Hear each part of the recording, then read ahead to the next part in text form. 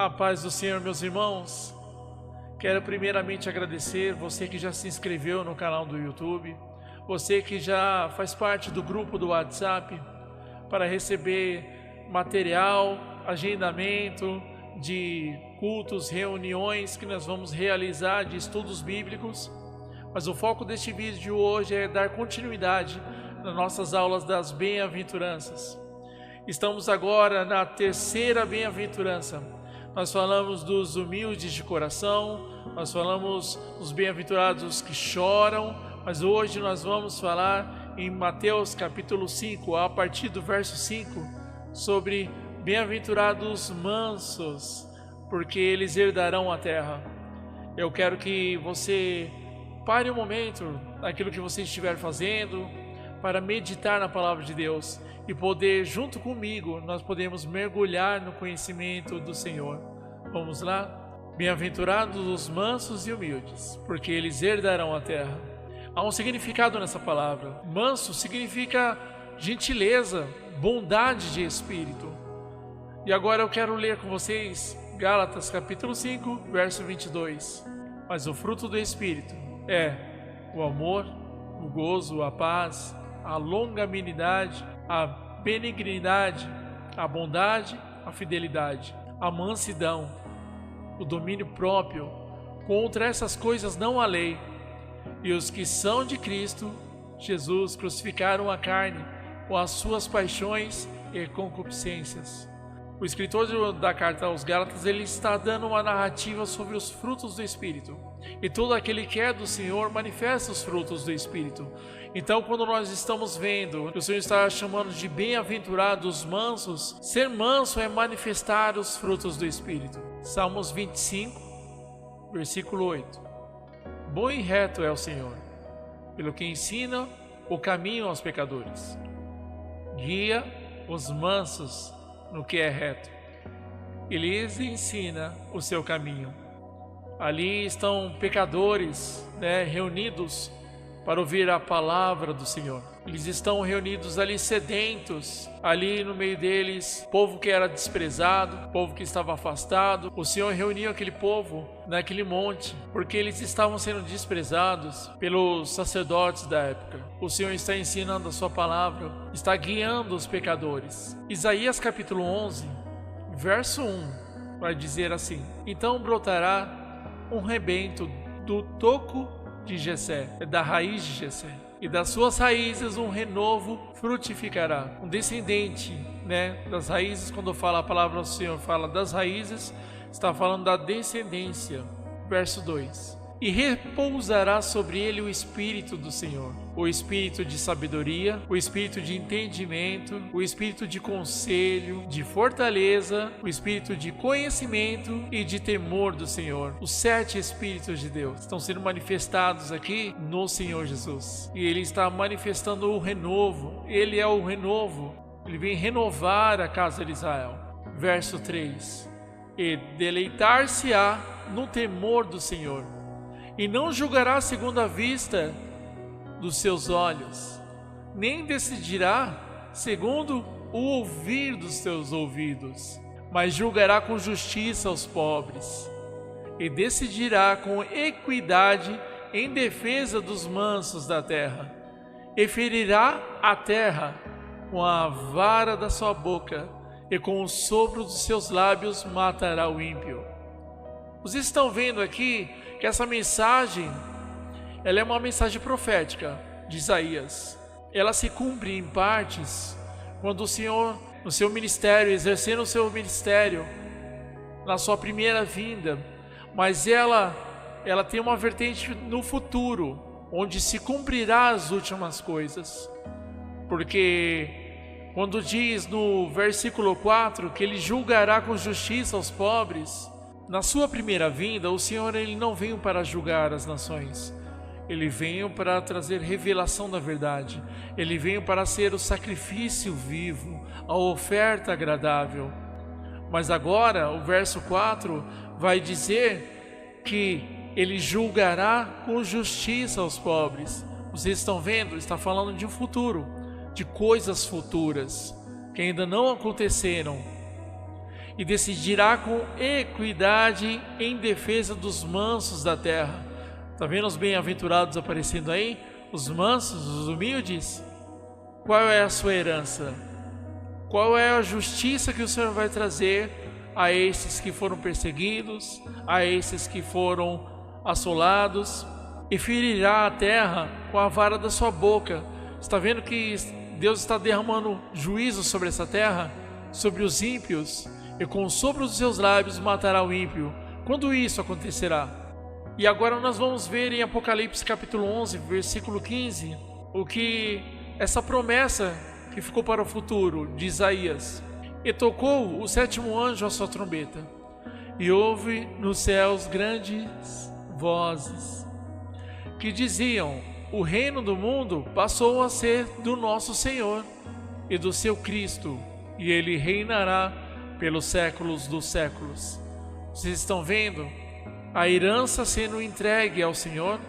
Há galardão para os filhos de Deus.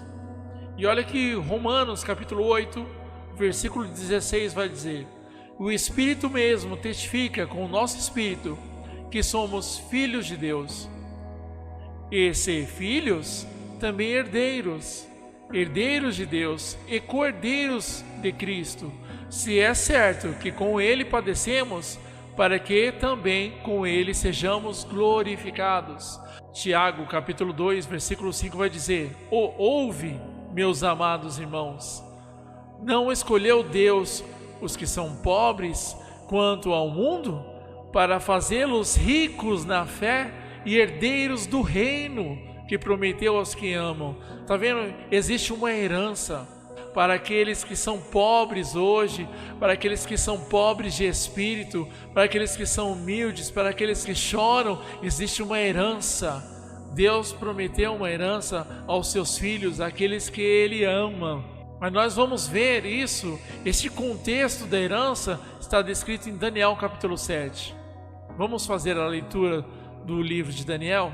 No primeiro ano de Beltesazar, rei de Babilônia, teve Daniel na sua cama um sonho e visões na sua cabeça. Então escreveu o sonho e relatou a suma das coisas.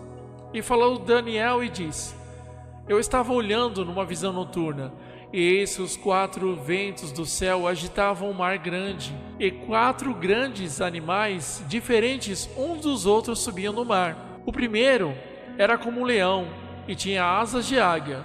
Enquanto eu olhava, foram-lhe arrancadas as asas, e foi levantado da terra e posto em 2 pés como um homem, e foi-lhe dado um coração de homem. Este primeiro reino, este leão, ele representa a Babilônia, representado na estátua de Nabucodonosor. No primeiro sonho de Daniel, quando ele revela ao rei aquele sonho inspirado pelo Espírito de Deus, ele mostra que a cabeça de ouro representa o reinado da Babilônia. Vamos continuar a leitura? Versículo 5. Continuei olhando, e eis que aqui o segundo animal, semelhante a um urso, o qual se levantou de um lado, tendo na boca 3 costelas entre seus dentes. E foi-lhe dito assim: levanta-te e devora muita carne. Este levanta-te e devora muita carne representa a violência que as guerras iam ser manifestadas através da Pérsia e Medo-Pérsia. Lembram da estátua de Daniel? Os 2 braços feitos de prata, juntamente com o peito, com o peitoral, representa 2 lados, né? Então nós estamos vendo a Pérsia e a Medo-Pérsia. Se nós estudarmos a história, nós vamos compreender melhor. Não vou entrar em detalhes, senão o estudo vai ficar muito longo. Verso 6. Depois disto, continuei olhando, e eis aqui outro semelhante a um leopardo, e tinha nas costas 4 asas de ave. Tinha também este animal 4 cabeças, e foi-lhe dado domínio. Este animal, este leopardo, representa a Grécia. É o terceiro reino, representado este leopardo na estátua de Nabucodonosor, a parte do ventre e a cintura. E qual é o metal? É o bronze, é o terceiro metal, e representa o reinado da Grécia. Mas a gente precisa prestar atenção que foi-lhe dado domínio. No final do verso 6, nós estamos falando de tempos e reinos e reinados. Estes reinos, eles influenciaram toda a história humana até os dias de hoje. Eles estão presentes, porque a cultura que eles apresentaram, a cultura babilônica, A cultura da Pérsia e da Medo-Pérsia, a cultura grega, ela está presente até os dias de hoje. Mas vamos continuar a leitura. Deixamos esse estudo para um futuro, para falar de detalhes. Verso 7. Depois disso, eu continuava olhando em visões noturnas. Eis aqui o quarto animal, terrível e espantoso e muito forte, o qual tinha grandes dentes de ferro. Ele devorava e fazia em pedaços, e pisava aos pés, o sobejava. Era diferente de todos os animais que apareceram antes dele, e tinha 10 chifres. Este animal, nós vamos ver no livro de Apocalipse, ele é a besta, e estes 10 chifres representam 10 reinos. É o último animal. As 2 pernas de ferro representam o tempo do reinado romano, que tende a se estender até os pés. Os pés na estátua de Nabucodonosor, ele é feito de ferro e barro. Por isso que na estátua nós vemos o quê? Nós vemos 10 dedos, não é? Mas aqui nós estamos vendo um animal com 10 chifres. Isso tem muita revelação, deixa para estudos futuros. Versículo 9, vamos continuar a leitura. E continuei olhando até que foram postos tronos, uns tronos. E um ancião de dias se assentou. O seu vestido era branco como a neve, e o cabelo da sua cabeça como lã puríssima, e o seu trono era de chamas de fogo, e as rodas dele eram fogo ardente. Um rio de fogo manava e saía de diante dele. Milhares de milhares o serviam, e miríades de miríades assistiam diante dele. Assentou-se para o juízo, e os livros foram abertos. Este livro é o livro do Cordeiro. Chegou o dia de julgar, as nações. É a volta de Jesus Cristo. Versículo 11. Então estive olhando por causa da voz das grandes palavras que o chifre proferia. Estive olhando até que um animal foi morto, e o seu corpo destruído. Prestem atenção. O corpo do grande animal, do animal de 10 chifres, foi destruído, pois ele foi entregue para ser queimado pelo fogo. Percebe que o reinado deste animal que tem 10 chifres, que nasce um chifre pequeno, que representa o reino do anticristo, e de todos aqueles que participam do seu reino, estes foram queimados pelo fogo. Vamos continuar a leitura? Verso 12. Quanto aos outros animais, que animais? O leão, o urso, o leopardo, são nações que restaram. Nem todas as nações foram destruídas pelo fogo, mas essas nações representadas pelos outros 3 animais restaram após a tribulação. E o texto vai continuar dizendo: foi-lhe tirado o domínio. Eles reinavam sobre a terra, mas agora não vão reinar mais. Todavia, foi-lhes concedida prolongação de vida por um prazo e mais um tempo. Eu estava olhando nas minhas visões noturnas, e eis que via com as nuvens do céu como filho do homem, e dirigiu-se ao ancião de dias. Esse ancião de dias é Jesus Cristo, e foi apresentado diante dele, e foi-lhe dado domínio e glória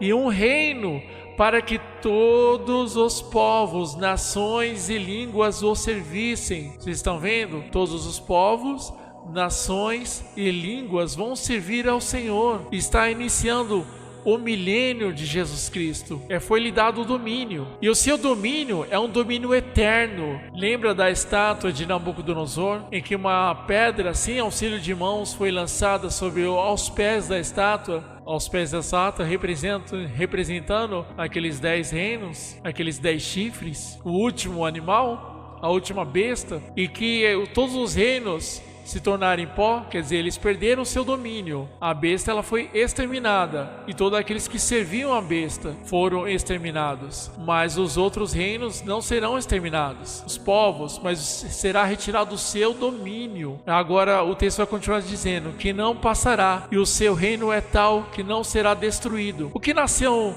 no lugar daquela estátua, quando a pedra sem auxílio de mãos atingiu ela? Nasceu um alto monte, e aquele alto monte representa o reino do Senhor que não terá fim. No verso 15 vai continuar dizendo: quanto a mim, Daniel, o meu espírito foi abatido dentro do corpo, e as visões da minha cabeça me perturbavam. Cheguei-me a um dos que estavam perto, e perguntei-lhe a verdadeira significação de tudo isso. Ele me respondeu e me fez saber a interpretação das coisas. Olha a interpretação, verso 17. Esses grandes animais, que são quatro reis, que se levantarão da terra, mas os santos do Altíssimo receberão o reino. Olha aqui, os santos do Altíssimo receberão o reino e o possuirão para todo sempre, assim para todo sempre. Verso 19. Então tive o desejo de conhecer a verdade a respeito do quarto animal, que era diferente de todos os outros, sobre modo terrível, com dentes de ferro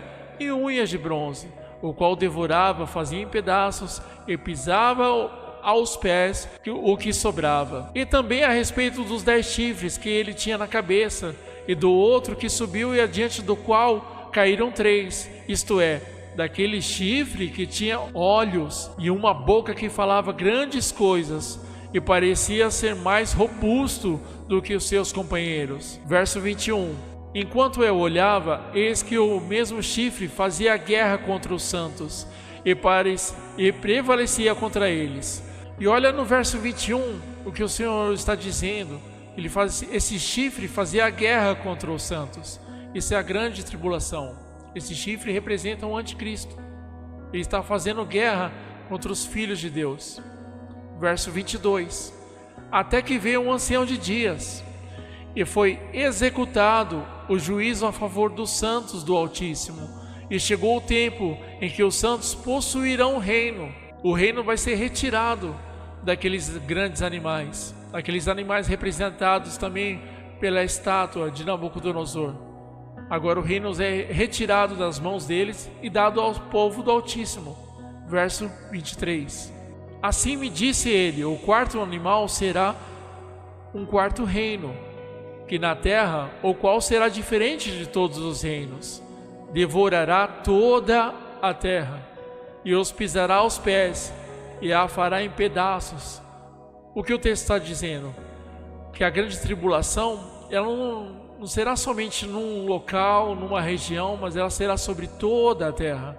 Este quarto reino pisará toda a terra. Este quarto animal é a grande tribulação. Versículo 24. Quanto aos 10 chifres, daquele mesmo reino se levantarão 10 reis, e depois dele se levantará outro, o qual será diferente dos primeiros, e abaterá a 3 reis. Esse é o anticristo, que derruba 3 reinos, 3 reis, para se levantar. Quando nós vemos esses 10 reinos se manifestarem na terra, nós temos que ficar atentos que as últimas coisas estão para acontecer. Verso 25. Proferirá palavras contra o Altíssimo e consumirá os santos do Altíssimo. Cuidará em mudar os tempos e a lei.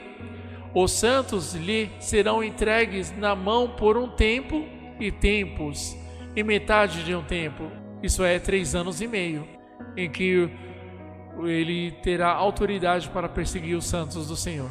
Não vou me aprofundar para explicar, futuramente quando falarmos de escatologia, verso 26. Mas o tribunal se assentará em juízo, ele tirará o domínio para o destruir, para o desfazer até o fim. Verso 27. O reino, o domínio e a grandeza dos reinos debaixo de todo o céu serão dados ao povo dos santos do Altíssimo. Aqui a promessa da bem-aventurança se cumprindo, que herdarão a terra, herdarão o reino, serão reis e sacerdotes diante do Senhor.